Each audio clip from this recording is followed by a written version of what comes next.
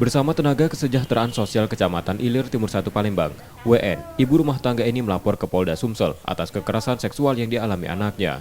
Pelaku kekerasan seksual dilakukan suaminya atau ayah kandung korban. Hal itu terungkap setelah foto tak senonoh korban tersebar di warga tempat tinggalnya yang dilakukan pelaku.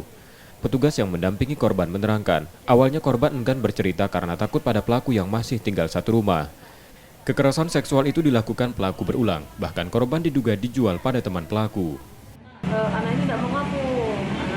Saya juga ada curiga kenapa ngomong. Ternyata ada bapaknya. Setelah saya bawa jauh dari bapaknya, baru dia kayak plong bercerita dengan sendirinya. Padahal aku kayak diancam mungkin Enggak.